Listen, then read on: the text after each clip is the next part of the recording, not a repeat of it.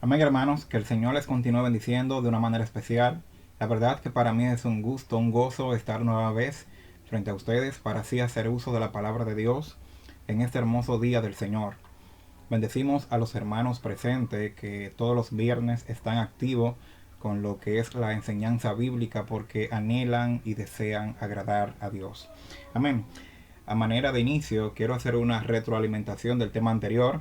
Recuérdese que estuvimos hablando bajo el tema la equivocación de Israel frente al Evangelio proclamado. En ese tema estuvimos viendo, hermano, cómo por la gracia de Dios nosotros somos justificados. El pueblo de Israel no entendía que el atributo de la justificación o la justicia de Dios es algo inaccesible, es decir, que no lo podemos alcanzar, que no lo podemos superar. Solamente Dios es Dios justo. Dice la palabra de Dios que Dios miró sobre la tierra, debajo de la tierra, y no encontró a nadie justo sino solamente Él. Entonces no hay ningún hombre justo sino solamente Dios. En ese sentido también en ese tema estuvimos hablando acerca de la debilidad de la ley para los hombres, ¿verdad? Porque la ley tenía un detalle y era que no contaba con la debilidad del hombre. Pablo dice en Romanos 8, verso 3 que la ley es débil por causa de la carne, ¿verdad? Pero nadie niega la excelencia de la ley por las razones indicadas. Pero el único que la cumplió en sí cabalmente, que la consumió, fue Jesús. Entonces Pablo mayormente veía la ley como un instrumento para revelar el pecado del hombre y poner de manifiesto las flaquezas de la carne. Amén. Entonces, con el fin de forzar al hombre a que el hombre se acerque a la gracia de Dios. Este era el objetivo de la ley. Pero realmente la ley era buena, la ley era dada por Dios.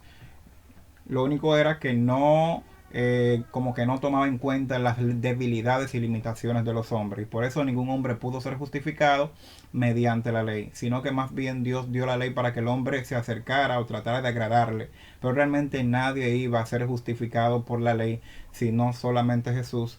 Y la ley hacía ver al hombre que realmente era un ser pecador y ponía y exponía sus pecados, ¿verdad?, delante de Dios.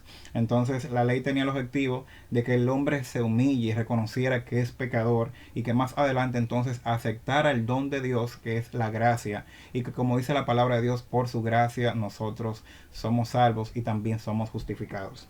En el día de hoy, para la gloria y la honra del Señor, tenemos un tema también muy importante, el cual es la nueva vida y el nuevo servicio.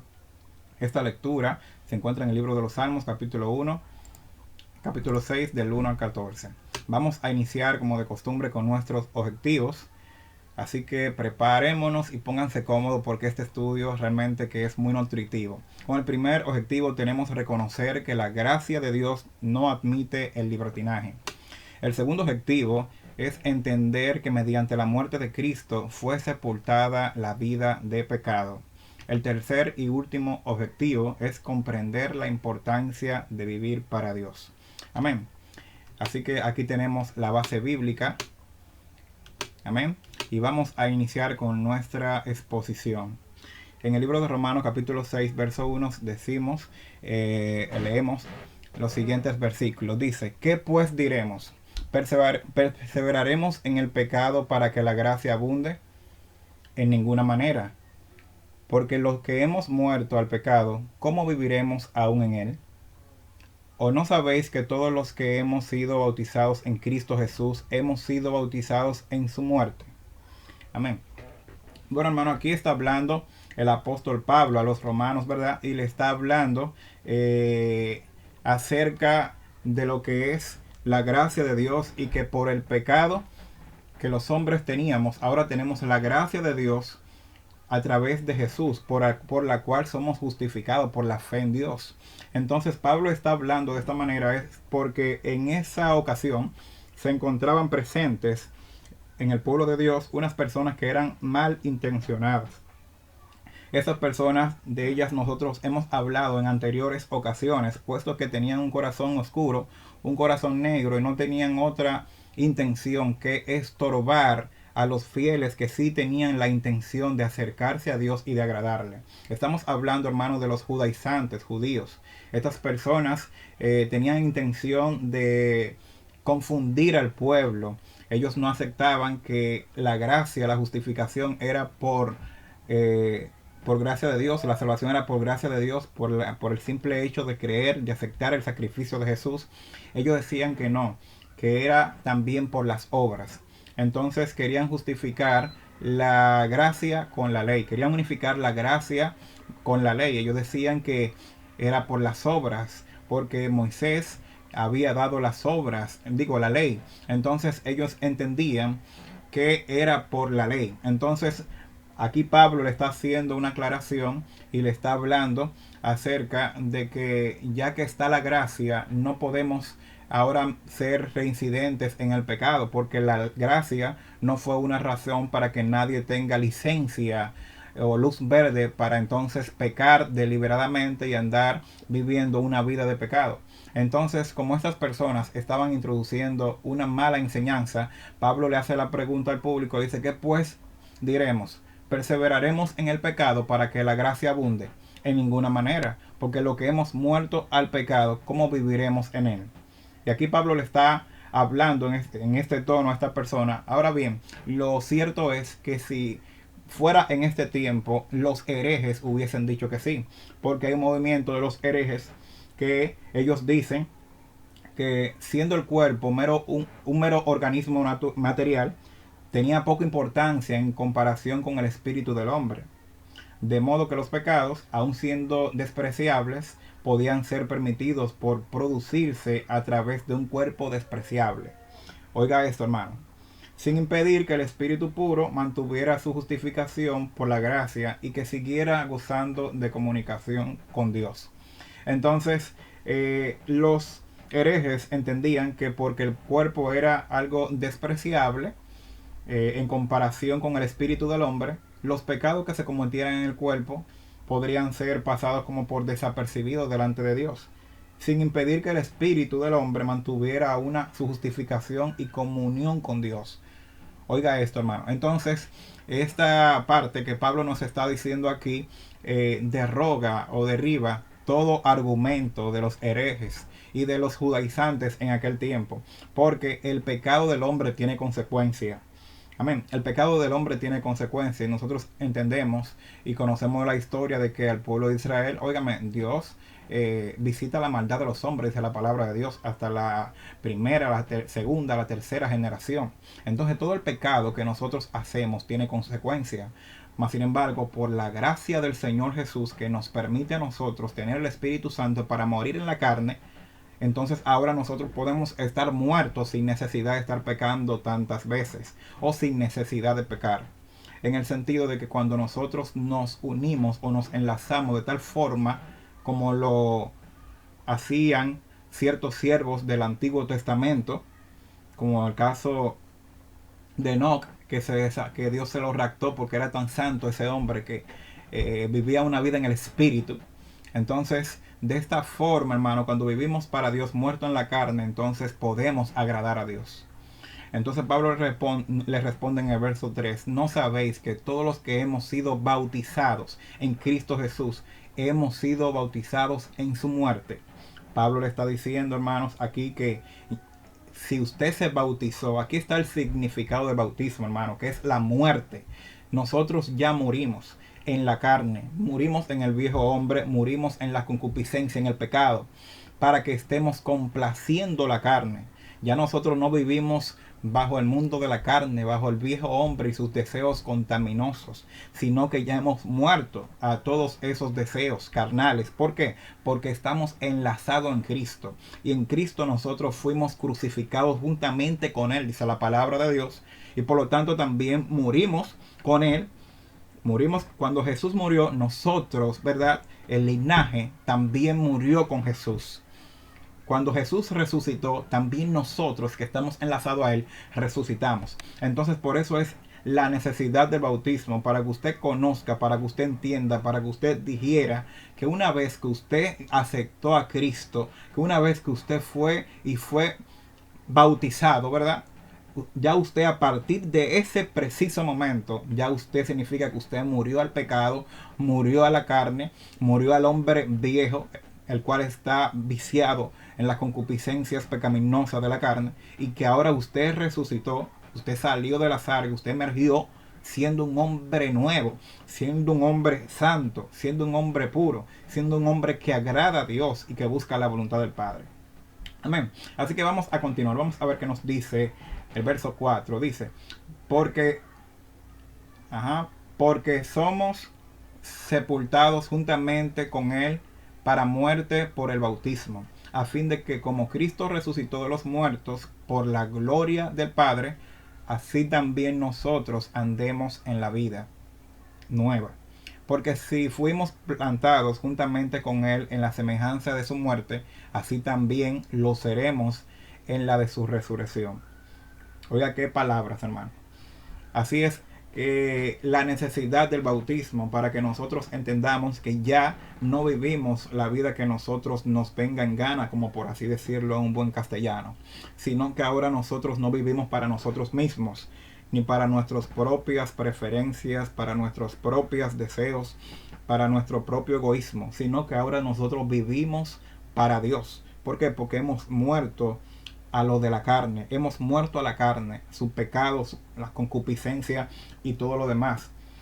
Entonces, fuimos pues por el bautismo, bautizados juntamente con Él en su muerte, para que como Cristo fue levantado de entre los muertos por la gloria del Padre, por el glorioso poder de Dios, así también nosotros fuimos levantados de entre los muertos, para andar en novedad de vida. Esto es lo que Jesús hizo por nosotros, ¿verdad? Cuando murió, cuando resucitó, que también nosotros al mismo tiempo fuimos muertos y resucitados cuando Él resucitó. La sepultura coloca el sello de la muerte. La sepultura, hermano, cuando nosotros morimos, ya la sepultura sella la muerte en nuestras vidas. Cuando usted cierra algo, cuando usted sella algo ya, eso es que ya se terminó. Como dicen por ahí, cerrado con broche de oro. Entonces, cuando nosotros morimos a la muerte, estamos sellando la muerte. Estamos poniendo un sello, está cerrado. Ya yo no tengo, ya yo estoy muerto, ya estoy cerrando el pecado en mi vida. No sé si me logran entender. Así el bautismo del cristiano es lo que se produce cuando el cristiano es sumergido en las aguas, un entierro simbólico por el cual el antiguo orden de vida finaliza para dar lugar al nuevo orden de vida en Cristo Jesús. Entonces ya esa vida que usted tenía anteriormente, esa antigua forma de vivir, ese antiguo orden que usted tenía, ese antiguo sistema, ya ahora se termina cuando usted es enterrado simbólicamente a través del bautismo. Entonces el apóstol tiene delante el bautismo de adultos por sumersión. Primero, el descenso del agua, que esto se traduce a través de una voz griega que es katadusis, es cuando se hace el descenso al agua. En segundo lugar, cuando se levanta, cuando uno emerge del agua, que es un término, un vocablo griego que es anadusi. Esto era la forma, ¿verdad?, el simbolismo del bautismo. Entonces, es lo que se está explicando en esta parte. Vamos a continuar con el verso 6. Dice, sabiendo esto, que nuestro viejo hombre fue crucificado juntamente con Él, para que el cuerpo del pecado sea destruido, a fin de que no sirvamos más al pecado. Oigan, hermano, a fin de que no sirvamos más al pecado. Aquí la palabra servir, de servidumbre. De servidumbre, cuando usted sirve a alguien, usted es esclavo de esa persona. En la anterioridad, en los tiempos de atrás, y bueno, en la actualidad existe todavía en algunos lugares el sistema de la esclavitud. Entonces, para esos tiempos, usted sabía que había una persona, había un amo. Esa persona, ese amo, tenía bajo su mando a ciertos esclavos que él compraba, que él tenía y lo comercializaba. El esclavo le servía y el amo dominaba sobre él. Así también, del mismo modo, Nosotros anteriormente servíamos al pecado, vivíamos para el pecado, nos gobernaba el pecado se enseñoreaba en nosotros, en nuestras vidas. De modo que nosotros hacíamos cosas que a veces ni siquiera queríamos. Dice la palabra de Dios hablando Pablo, porque es bíblico. Pablo dice que él las cosas que él no quería hacer, es hacía. Y las que él no quería, es hacía. Entonces aquí Pablo está diciendo, ¿verdad?, acerca de la ley de los miembros que se revelan en su cuerpo. Y es por la ley del pecado. Una ley es una ley. Una ley es algo que tiene que cumplirse. Mas sin embargo, esa ley, hermano, gracias al poder de Dios, a través de la libertad que nos es dada a nosotros cuando aceptamos a Cristo Jesús, nos libertó Dios del pecado. Nosotros murimos a esa ley, ¿verdad? Esa ley fue derogada a través de la sangre preciosa de Jesús, que nos libertó de la esclavitud del pecado. Entonces, como dice el verso 6, sabiendo esto, que nuestro viejo hombre fue crucificado. Óigase, fue crucificado, ya está muerto, juntamente con él, para que el cuerpo del pecado sea destruido. O sea que ya el pecado se destruyó en la cruz del Calvario. El hombre de pecado se destruyó en la cruz del Calvario. Mi yo antiguo, su yo antiguo murió en la cruz del Calvario. Una vez por todas, usted aceptó el sacrificio de Jesús en la cruz. Una vez por todas que usted aceptó, ¿verdad? Y usted entonces fue hecho nueva criatura. Ya su yo antiguo, su vida de pecado fue destruida. Su cuerpo de pecado fue destruido en la cruz del Calvario a través de la crucifixión del Hijo de Dios. Amén. Entonces, cuando hablamos del viejo hombre, ¿verdad?, esto se relaciona estrechamente con la carne. A su vez también este vocablo podemos decir que puede entenderse a veces literalmente la carne, para señalar la raza de hombres como tal, en su debilidad, ¿verdad? O a veces para definir el estado pecaminoso que hemos heredado de Adán. En este último caso se contrasta con el Espíritu Santo dentro del creyente. Una cosa es el hombre, la carne, ¿verdad? El hombre en la carne, en su estado pecaminoso. Y otra cosa es el hombre espiritual, el cual ya ahora es contentivo de los frutos del Espíritu Santo, de las acciones del Espíritu Santo de Dios en él. Hay una contraposición muy fuerte entre un hombre carnal y un hombre espiritual. Entonces, cuando hablamos del hombre carnal, estamos hablando del hombre viejo. Está en la carne, ¿verdad? El que está en la carne, el que es dominado por el pecado, el que es dominado por las concupiscencias, el que es dominado por todo aquello que va en contra de la voluntad de Dios. En este estado adámico, hermano, que uno estaba anteriormente, nosotros andábamos una vida desagradando al Señor, desagradando a Dios, andando completamente en contra de sus preceptos y sus estatutos.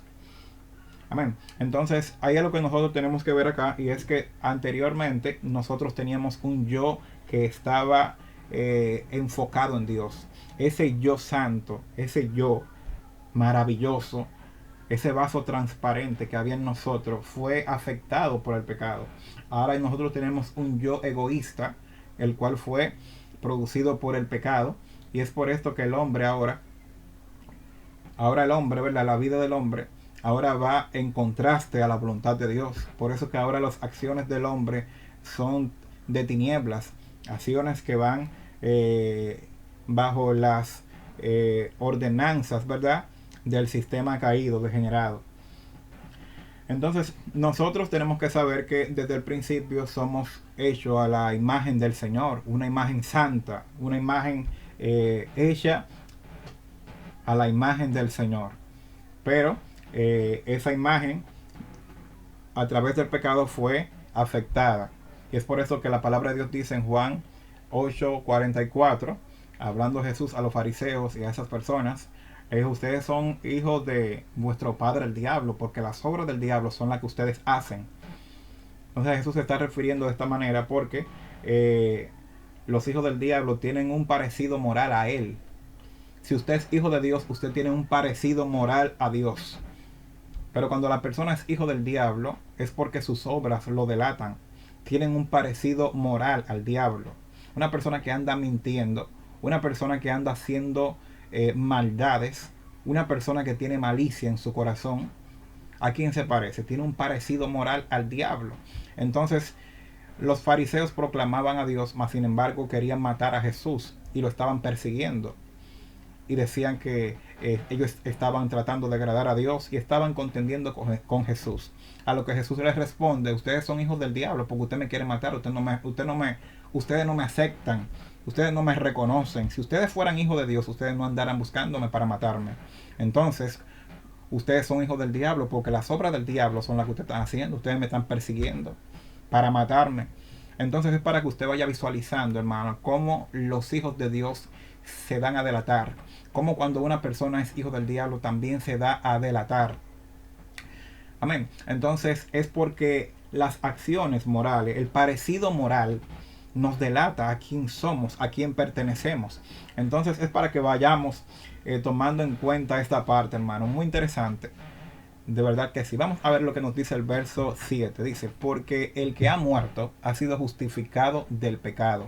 Y si morimos con Cristo, creemos que también viviremos con Él, sabiendo que Cristo, habiendo resucitado de los muertos, ya no muere. La muerte no se enseñorea más de Él, porque en cuanto murió, al pecado murió una vez por todas. Mas en cuanto vive, para Dios vive. Aleluya. Entonces vemos que aquí la muerte termina con la deuda y la sujeción. Oiga como dice el verso 7, porque el que ha muerto ha sido justificado del pecado. Si usted murió, hermano, si usted murió en el espíritu, es para que vayamos viendo qué significa esto. Si usted murió, en la carne, si usted murió a la carne, al pecado, entonces ya usted fue justificado del pecado. ¿Por qué? Porque usted está agradando a Dios. Usted está agradando a Dios. Si usted ha muerto al pecado, usted está justificado.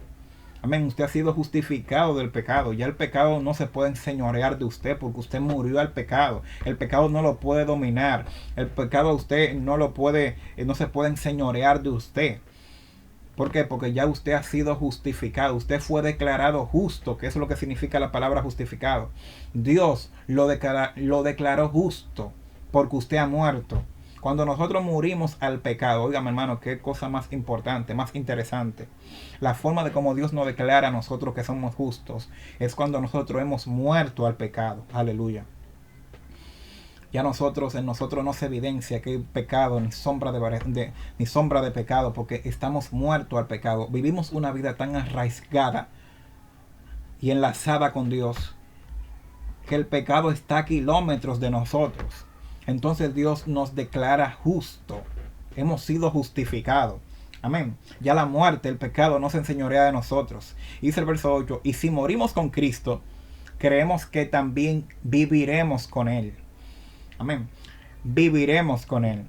Cuando nosotros morimos con Cristo, hermano, que ya ahora estamos en una vida renovada, en una novedad de vida, también viviremos con Él. Entonces, aquí está hablando en un término más futuro y está diciendo viviremos con Él. Está hablando ya en tiempos escatológicos, proféticos, porque actualmente nosotros vivimos con Jesús. Pero aquí dice viviremos con Él. O sea que también nos está dando promesas. Dice, sabiendo que Cristo, habiendo resucitado de los muertos, ya no muere. La muerte no se enseñorea más de Él. Porque en cuanto murió, al pecado murió una vez por todas.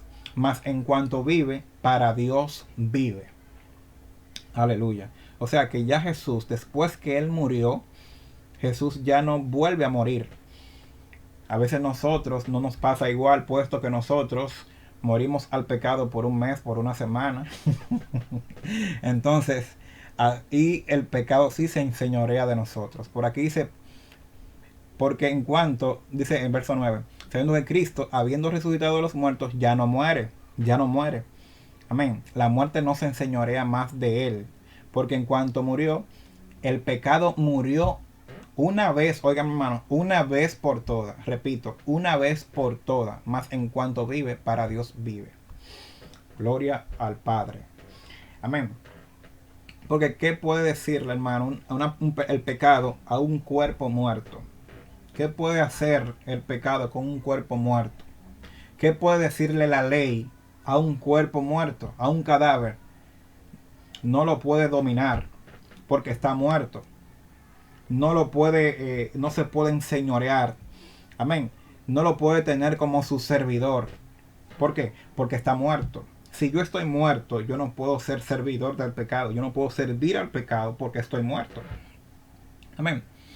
¿O qué hombre va al cementerio a buscar un muerto para ponerlo a trabajar o a que le sirva? ¿Por qué? Porque está muerto.